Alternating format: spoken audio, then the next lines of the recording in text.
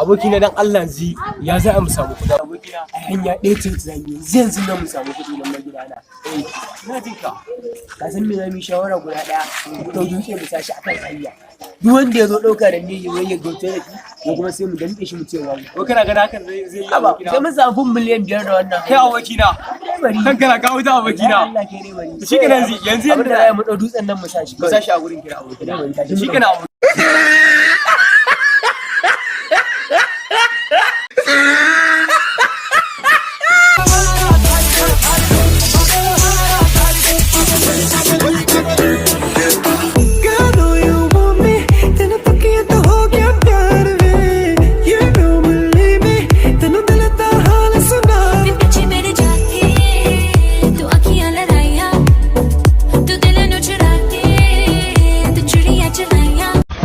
abokina ga na watan ba kai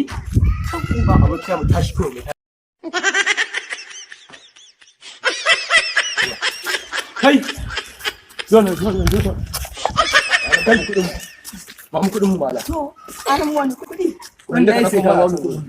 aran mu dusan nan fa ko karkare na ma da karamin farawo ne wallahi sai mun ga ma kai karamin farawo dan haka sai ka ba mu kudin mu zai kaga fa abinda ko fa na doka fa na kaga ka dauka mana kudin ka ce wani dutse ka dauka to na dau ma kudi kaga malam kawai da ka tun mu 3,000 ne dan haka ka ba mu kudin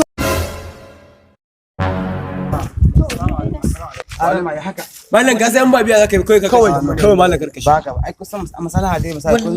mutum mai mutunci kamar wannan ba ruwan sa haka me ke faru kun na fuskar shi ku cika shi wait me ke faruwa kuma kudin ne ku zuba da kudi a hanya kuma ajiyawa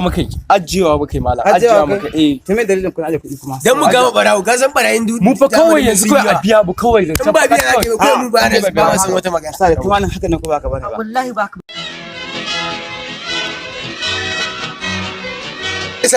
muna ganin shi sashi a cikin Kuwait a cikin Kuwait mai kudin a cikin ku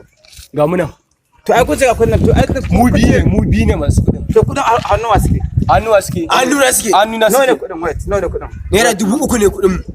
kyankyan kuma yan 1,000 ne guda 3 bil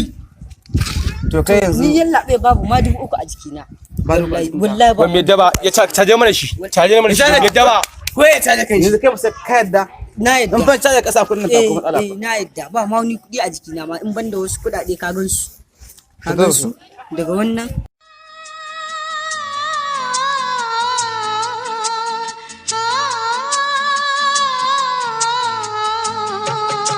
ya ara ma wannan kudin da ka na ba saboda ka ci kudin ka 3,000 kuma kudin nan gaba da wannan na kusa abin